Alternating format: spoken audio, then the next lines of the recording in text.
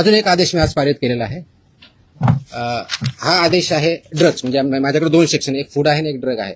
हा आदेश आहे की बऱ्याच ठिकाणी आमच्याकडे कंप्लेन येतात, माहिती भेटते की हॉस्पिटलमध्ये कुणी पेशंट ॲडमिट जर असेल आणि त्याला जे काही औषधी लागत असतील तर ते त्यांच्याच फार्मसीमधून घ्यायचे, अशा काही कंप्लेंट असतात आमच्याकडे.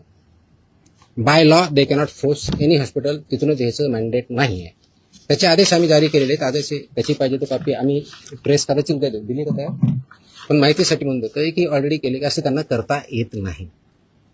कोणत्याही पेशंटला जर बाहेरून आणायचं हा त्यांचा चॉईस आहे. यू कॅनॉट फोर्स एनीबडी की तुमच्याच फार्मसीमधून किंवा ह्याच फार्मसीमधून किंवा त्याच फार्मसीमधून घ्या, हे तुम्ही पेशंटला फोर्स करू शकत नाही.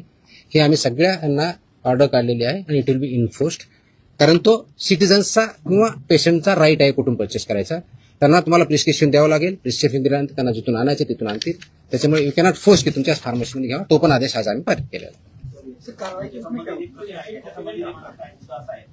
जर डॉक्टरने घेऊन दिलं तो त्याच्यात जो प्रिस्क्रिप्शन किंवा पुढे जे काही घेऊन देईल ते फक्त त्याच्याच मेडिकलमध्ये अवेलेबल असतं. जर दुसरीकडे घ्यायला गेला तर तिथं उपलब्ध नसतं. असं का बरं होईल?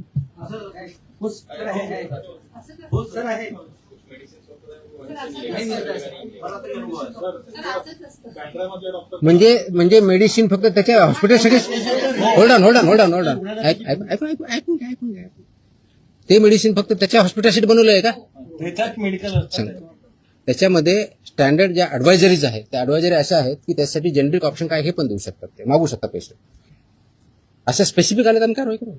मला स्पेसिफिक लागेल, जनरल नको. आम्ही कारवाई करू. There is a law. मैं है नहीं बोल रहा, मैं क्वेश्चन नहीं कर रहा हूँ. अगर ऐसे हमारे पास स्पेसिफिक कंप्लेन आते हम कार्रवाई करेंगे ना.